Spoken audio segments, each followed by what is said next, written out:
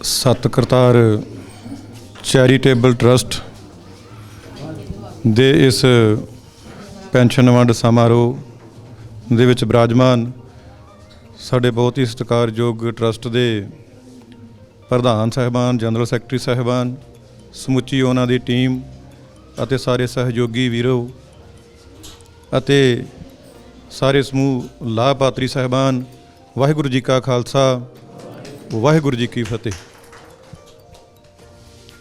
ਬਹੁਤ ਸਲਾਹੁਣਯੋਗ ਕਾਰਜ ਸਾਡੇ ਸਤਿਕਾਰਯੋਗ ਅਵਤਾਰ ਸਿੰਘ ਜੀ ਰੰਧਾਵਾ ਸਾਹਿਬ ਕਰ ਰਹੇ ਨੇ। ਗੁਰੂ ਸਾਹਿਬਾਂ ਦਾ ਹੁਕਮ ਹੈ ਕਿ ਗਰੀਬ ਦਾ ਗੁਰੂ ਦੀ ਗੋਲਕ, ਗਰੀਬ ਦਾ ਮੂੰਹ। ਸੋ ਇਸ ਉਹਨਾਂ ਨੇ ਆਪਣੇ ਔਲਾਦ ਹੋਣ ਦੇ ਬਾਵਜੂਦ ਪਤਾ ਲੱਗਾ ਕਿ ਉਹਨਾਂ ਦੀਆਂ 2 ਧੀਆਂ ਨੇ, 4 ਧੀਆਂ ਨੇ ਔਰ ਸਾਰੀਆਂ ਚੰਗੇ ਪਰਿਵਾਰਾਂ ਦੇ ਵਿੱਚ ਵਿਆਹੀਆਂ ਨੇ। ਔਰ ਇਸ ਕਾਰਜ ਦੇ ਵਿੱਚ ਜਿੱਥੇ ਸਰਦਾਰ ਅਵਤਾਰ ਸਿੰਘ ਜੀ ਦੀ ਉੱਚੀ ਸੋਚ ਹੈ, ਉੱਥੇ ਉਹਨਾਂ ਦੇ ਬੇਟੀਆਂ, ਉਹਨਾਂ ਦੇ ਦਮਾਦ ਜਿਹੜੇ ਨੇ, ਉਹਨਾਂ ਦਾ ਵੀ ਬਹੁਤ ਵੱਡਾ ਯੋਗਦਾਨ ਹੈ, ਜਿਹੜਾ ਕਿ ਉਹਨਾਂ ਦੀ ਇਹ ਜੋ ਪ੍ਰੋਪਰਟੀ ਹੈ ਉਹ ਸਾਰੀ ਅਤ ਲੋੜਵੰਦ ਪਰਿਵਾਰਾਂ ਦੇ ਵਿੱਚ ਉਹਨਾਂ ਦੇ ਵਸੇਬੇ ਵਾਸਤੇ, ਉਹਨਾਂ ਦੇ ਗੁਜ਼ਾਰੇ ਵਾਸਤੇ ਵਰਤੀ ਜਾ ਰਹੀ ਹੈ।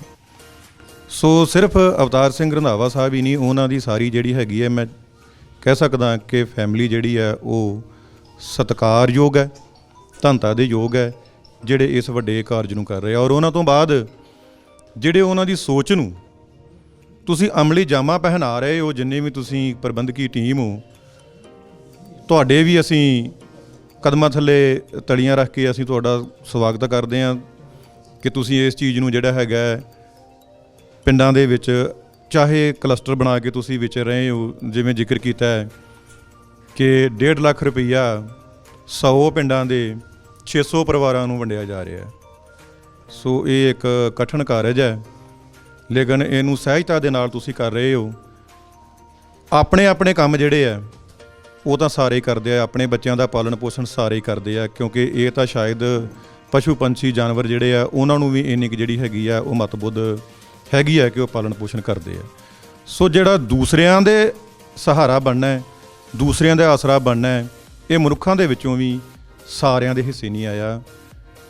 ਸਤਕਰਤਾਰ ਟਰਸਟ ਦੇ ਬਾਨੀ ਸਾਹਿਬਾਨ ਅਤੇ ਇਹਨਾਂ ਦੀ ਜੋ ਪ੍ਰਬੰਧਕੀ ਟੀਮ ਹੈ, ਇਹ ਬਹੁਤ ਹੀ ਪਰਉਪਕਾਰੀ ਕਾਰਜ ਕਰ ਰਹੀ ਹੈ ਕਿ ਆਪਣੇ ਪਰਿਵਾਰਾਂ ਤੋਂ ਇਲਾਵਾ ਇਸ 600 ਪਰਿਵਾਰ ਦਾ ਵੀ ਜਿਹੜਾ ਪਾਲਣ ਪੋਸ਼ਣ ਦਾ ਬੀੜਾ ਇਹਨਾਂ ਨੇ ਚੱਕਿਆ। ਸੋ ਅਸੀਂ ਧੰਨਵਾਦੀ ਹਾਂ। ਸੋ ਸਾਡੇ ਬਹੁਤ ਹੀ ਸਤਿਕਾਰਯੋਗ ਡਾਕਟਰ ਸਾਹਿਬ ਡਾਕਟਰ ਸ਼ਿਵ ਸਿੰਘ ਜੀ ਗੁਰਦਾਸਪੁਰ ਵਾਲੇ, ਉਹਨਾਂ ਦੇ ਸੰਪਰਕ ਦੇ ਵਿੱਚ ਆ ਕੇ ਇਲਾਕੇ ਦੇ ਵਿੱਚ ਕਾਫੀ ਜਿਹੜੇ ਆ ਉਹ ਕਾਰਜ ਹੋ ਰਹੇ ਸਨ, ਜਿਵੇਂ ਫ੍ਰੀ ਮੈਡੀਕਲ ਕੈਂਪ ਨੇ, ਮੈਡੀਕਲ ਹੌਸਪੀਟਲ ਨੇ, ਐਲੋਪੈਥੀ ਦੇ, ਹੋਮਿਓਪੈਥੀ ਦੇ, ਔਰ ਗਰੀਬ ਪਰਿਵਾਰਾਂ ਨੂੰ ਰਾਸ਼ਨ ਅਤੇ ਪੈਨਸ਼ਨ ਵਗੈਰਾ ਜਿਹੜੀ ਉਹ ਦਿੱਤੀ ਜਾ ਰਹੀ ਹੈ। ਦਾਸ ਵੀ ਸ਼ਾਮਲ ਆ ਅਸੀਂ ਉੱਧਰਲੇ ਪਾਸੇ, ਕਿਉਂਕਿ ਜਿੰਨਾ ਕੁ ਹੋ ਸਕਦਾ ਹੈ।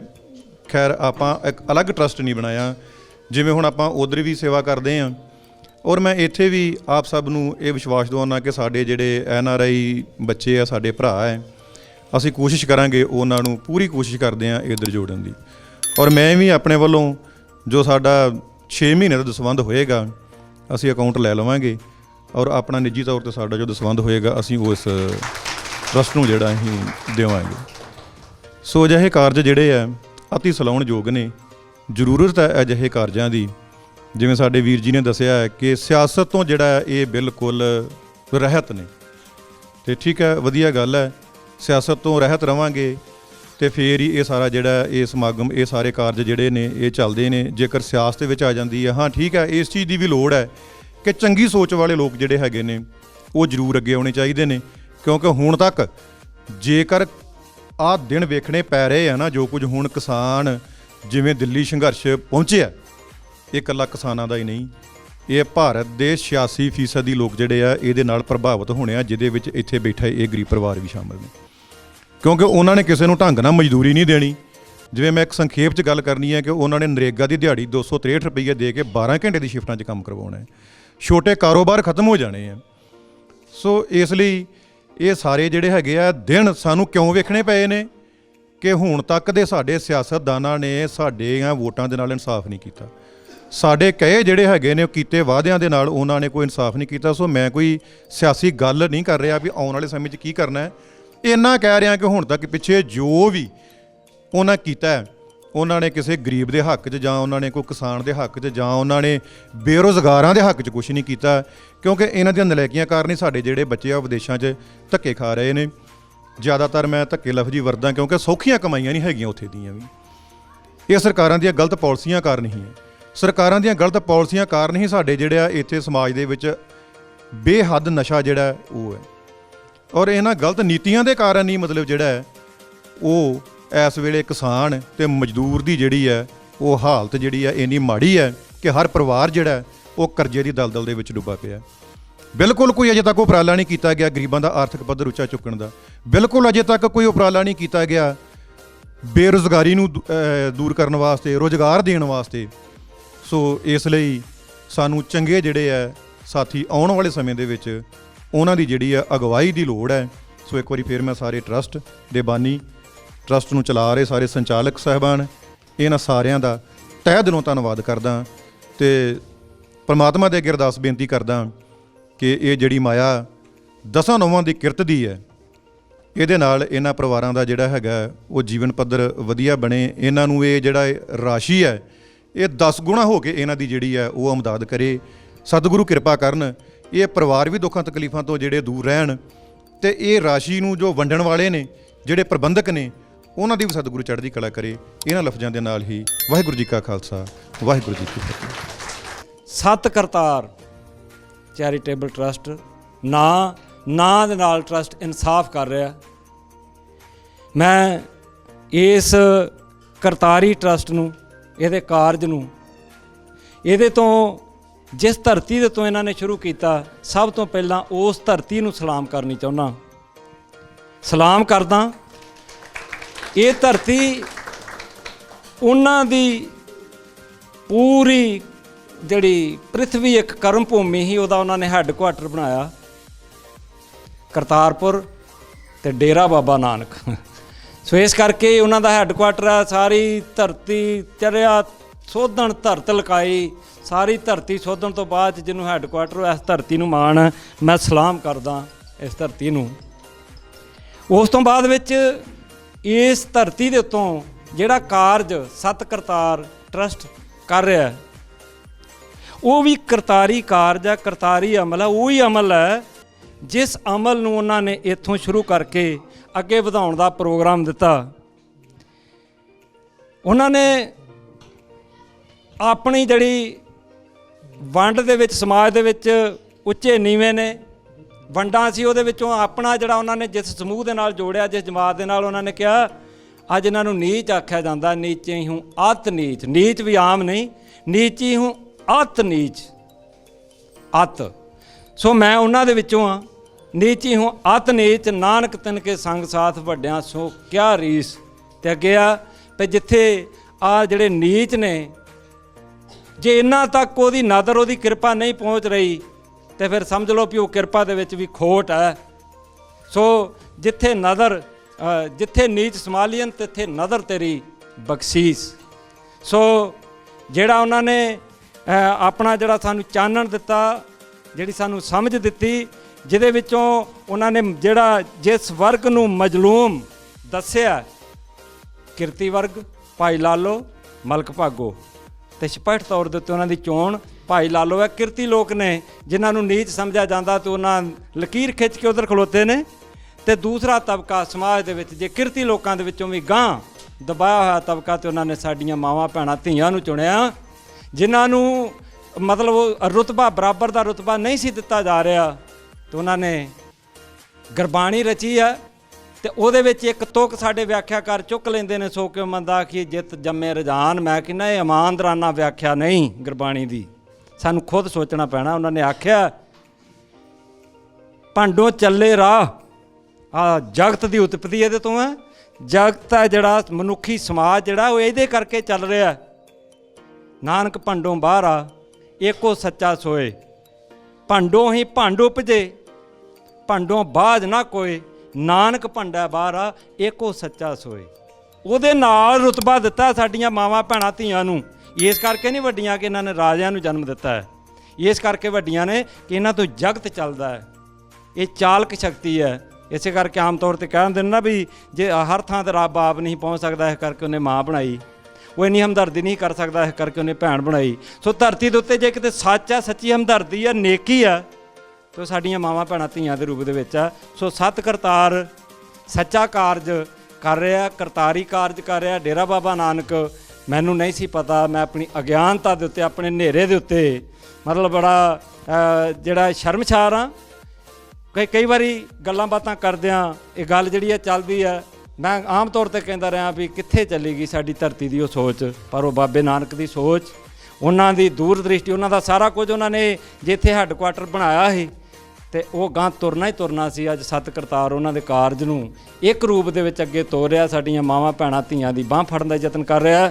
ਮੈਂ ਅੱਜ ਇਸ ਮੁਬਾਰਕ ਮੌਕੇ ਦੇ ਉੱਤੇ ਇਹੀ ਅਰਦਾਸ ਕਰਦਾ, ਇਹੀ ਕਾਮਨਾ ਕਰਦਾ ਕਿ ਕਾਰਜ ਵਧੇ ਫੁੱਲੇ ਅੱਗੇ ਜਾਵੇ। ਉਹ ਦਿਨ ਆਵੇ ਜਦੋਂ ਇਸ ਨੇਕੀ ਦਾ ਰਾਜ ਆਵੇ, ਹਲੇਮੀ ਰਾਜ ਆਵੇ। ਮੇਰੀਆਂ ਮਾਵਾਂ ਭੈਣਾਂ ਧੀਆਂ ਨੇ ਜਿਹੜੀਆਂ ਉਹ ਉੱਥੋਂ ਤੱਕ ਆਉਣ ਕਿ ਜਦੋਂ ਭਾਈ ਮਰਦਾਨਾ ਜੀ ਤੁਰੇ ਨੇ ਤੇ ਇਸ ਤਰ੍ਹਾਂ ਕਰਦੇ ਸੀ ਤੇ ਉਹਨਾਂ ਨੇ ਆਖਿਆ ਵੀ ਇਸ ਤਰ੍ਹਾਂ ਨਹੀਂ, ਹੁਣ ਤੂੰ ਇਸ ਤਰ੍ਹਾਂ ਕਰਨਾ ਹੈ। ਉਹ ਦਿਨ ਇਸ ਧਰਤੀ ਦੇ ਉੱਤੇ ਜਿਹੜਾ ਗੁਰੂ ਨਾਨਕ ਸਾਹਿਬ ਦੀ ਸੋਚ ਦਾ ਕਿ ਸਾਡੀਆਂ ਮੇਰੀਆਂ ਮਾਵਾਂ ਭੈਣਾਂ ਧੀਆਂ ਨੇ ਜਿਹੜੀਆਂ ਉਸ ਰੁਤਬੇ ਨੂੰ ਪ੍ਰਾਪਤ ਕਰਨ ਕਿ ਉਹ ਵੀ ਇੱਥੇ ਆ ਕੇ ਬਹਿਣ। ਸੋ ਉਸ ਵਾਲੇ ਪਾਸੇ ਨੂੰ ਆ ਜਿਹੜਾ ਸਾਡਾ ਕਾਰਜ ਸੱਤ ਕਰਤਾਰ ਚੈਰੀਟੇਬਲ ਟਰਸਟ ਜਿਹੜਾ ਜਿਹਨੇ ਰੰਭਿਆ, ਇਹਨਾਂ ਨੂੰ, ਇਹਨਾਂ ਦੀ ਬਾਂਹ ਫੜਨ ਦਾ, ਇਹਨਾਂ ਨੂੰ ਤਾਕਤਵਰ ਬਣਾਉਣ ਦਾ ਲਾਜ਼ਮੀ ਤੌਰ 'ਤੇ ਇੱਥੋਂ ਬਲ ਫੜਦਿਆਂ ਅਸੀਂ ਉਸ ਹਲੇਮੀ ਰਾਜ ਵਾਲੇ ਪਾਸੇ ਨੂੰ ਅੱਗੇ ਜਾਵਾਂਗੇ। ਹੋ ਬਲ ਹੂਆ ਬੰਧਨ ਛੁੱਟੇ, ਸਭ ਕੁਛ ਹੋਤ ਪਾਏ। ਸੋ ਇੰਨੇ ਕੁ ਸ਼ਬਦਾਂ ਦੇ ਨਾਲ ਤੁਹਾਡਾ ਸਾਰਿਆਂ ਦਾ ਬਹੁਤ ਬਹੁਤ ਧੰਨਵਾਦ ਆ।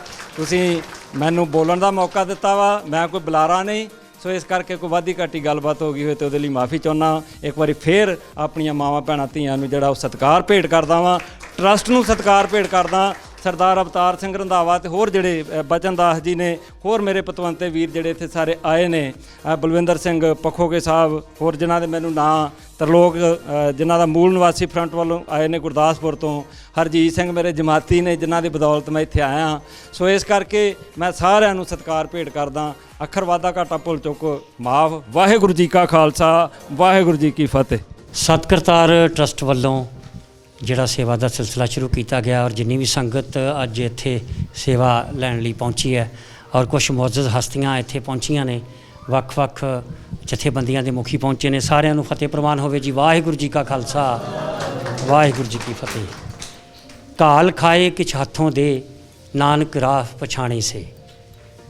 ਬਹੁਤ ਹੀ ਸਤਿਕਾਰਯੋਗ ਸਰਦਾਰ ਅਵਤਾਰ ਸਿੰਘ ਜੀ ਰੰਧਾਵਾ ਸਾਹਿਬ ਪਿੰਡ ਠੇਠਰਕੇ ਤੋਂ BO ਕਰਕੇ ਜ਼ਿਆਦਾ ਜਾਣੇ ਜਾਂਦੇ ਸੀਗੇ, ਕਿਉਂਕਿ ਉਹ ਐਜੂਕੇਸ਼ਨ ਡਿਪਾਰਟਮੈਂਟ ਨਾਲ ਸੰਬੰਧਿਤ ਸਨ। ਅਤੇ ਅੱਜ ਕੁਝ ਬੁਲਾਰੇ ਇੱਥੇ ਬੋਲੇ ਨੇ ਜਿਹੜੇ ਉਹਨਾਂ ਦੇ ਸਟੂਡੈਂਟ ਕਦੀ ਰਹੇ ਨੇ, ਉਹਨਾਂ ਦੇ ਸਾਥੀ ਰਹੇ ਨੇ ਇਸ ਡਿਪਾਰਟਮੈਂਟ ਦੇ ਵਿੱਚ। ਪਿਛਲੇ 20 ਸਾਲ ਤੋਂ ਲਗਾਤਾਰ ਕੋਈ ਸੇਵਾ ਕਾਰਜ ਚਲਾਉਣਾ ਇਹ ਕੋਈ ਛੋਟਾ ਕਾਰਜ ਨਹੀਂ। ਸਰਕਾਰਾਂ ਦੇ ਹੱਥ ਖੜੇ ਹੋ ਜਾਂਦੇ ਆ 5 ਸਾਲਾਂ 'ਚ। ਔਰ ਜਿਵੇਂ ਰਿਸਪੈਕਟਡ ਸ਼੍ਰੀ ਬਚਨ ਦਾਸ ਜੀ ਨੇ ਦੱਸਿਆ ਕਿ 2001 ਤੋਂ ਸ਼ੁਰੂ ਆ, 100 ਤੋਂ ਵੱਧ ਪਿੰਡਾਂ ਦੇ ਵਿੱਚ ਇਹਨਾਂ ਦੇ ਲਾਭ ਪਾਤਰੀ ਹੈ। ਔਰ ਮੈਂ ਖੁਦ ਨਾਲ ਜਾ ਕੇ ਪਿੰਡਾਂ ਦੇ ਵਿੱਚ ਸਰਦਾਰ ਅਵਤਾਰ ਸਿੰਘ ਜੀ ਰੰਧਾਵਾ ਸਾਹਿਬ ਦੇ ਨਾਲ ਗਿਆ ਪਿੰਡਾਂ 'ਚ। ਜਦੋਂ ਉਹ ਰੰਧਾਵਾ ਸਾਹਿਬ ਕਿਸੇ ਲਾਭ ਪਾਤਰੀ ਨੂੰ ਚੁਣਦੇ ਆ ਨਾ ਵੀ ਅਸੀਂ ਕਿਹਨੂੰ ਸੇਵਾ ਦੇਣੀ ਆ, ਜੇ ਉਹਦੇ ਘਰ 'ਚ ਉਹਦੇ ਹੱਥ 'ਚ ਕੀਮਤੀ ਮੋਬਾਈਲ ਵੇਖ ਲਿਆ ਸੇਵਾ ਨਹੀਂ ਦੇਣੀ, ਉਹਦੇ ਘਰ TV ਲੱਗਾ ਤੇ ਸੇਵਾ ਨਹੀਂ ਦੇਣੀ, ਮੋਟਰਸਾਈਕਲ ਖਲੋਤਾ ਤੇ ਸੇਵਾ ਨਹੀਂ ਦੇਣੀ, ਕੋਈ ਵੀ ਲਗਜ਼ਰੀ ਆਈਟਮ। ਤੇ ਤੁਸੀਂ ਅੰਦਾਜ਼ਾ ਲਾ ਸਕਦੇ ਹੋ ਕਿ ਇਹ ਲਾਭ ਪਾਤਰੀ ਕਿਸ ਲੈਵਲ ਦੇ ਉੱਤੇ ਇਹ ਜੀਵਨ ਜੀ ਰਹੇ ਨੇ, ਜਿਨ੍ਹਾਂ ਦੇ ਲਈ 300 ਰੁਪਈਆ ਜਾਂ 500 ਰੁਪਈਆ ਕੋਈ ਮਾਇਨੇ ਰੱਖਦਾ। ਅੱਜ ਦੀ ਡੇਟ ਦੇ ਵਿੱਚ 300 ਜਾਂ 500 ਰੁਪਈਆ ਕਿਸੇ ਬੱਚੇ ਨੂੰ ਫੜਾਓ ਤੇ ਉਹ ਵੀ ਐਦਾਂ ਕਰਦੇ, ਭਾਵੇਂ ਜਿਹੜੇ ਚੰਗੇ ਘਰਾਂ ਦੇ ਬੱਚਿਆਂ ਦੀ ਮੈਂ ਗੱਲ ਕਰਦਾ।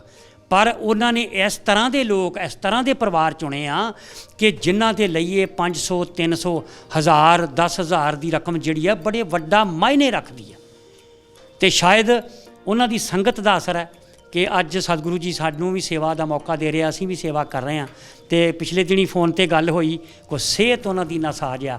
ਇੱਕ ਮੈਂ ਬੇਨਤੀ ਕਰਾਂ ਕਿ ਜਿੰਨੇ ਵੀ ਇੱਥੇ ਭੈਣ ਭਰਾ ਇਕੱਤਰ ਹੋਏ ਆ, ਕਿ ਜਦੋਂ ਵੀ ਕਿਤੇ ਸਤਿਗੁਰੂ ਜੀ ਦੇ ਸਨਮੁਖ ਹੋ ਕੇ ਜਿਸ ਨੂੰ ਵੀ ਤੁਸੀਂ ਮੰਨਦੇ ਹੋ, ਮੰਦਰ, ਗੁਰਦੁਆਰੇ, ਗਿਰਜੇ, ਕਿਤੇ ਵੀ ਤੁਸੀਂ ਜਾਂਦੇ ਹੋ, ਤੇ ਉੱਥੇ ਉਹਨਾਂ ਦੀ ਸਿਹਤ ਲਈ ਅਰਦਾਸ ਜ਼ਰੂਰ ਕਰਿਓ। ਇਹੋ ਜਿਹੇ ਲੋਕਾਂ ਦੀ ਸਾਡੇ ਸਮਾਜ ਨੂੰ ਬੜੀ ਲੋੜ ਜੀ।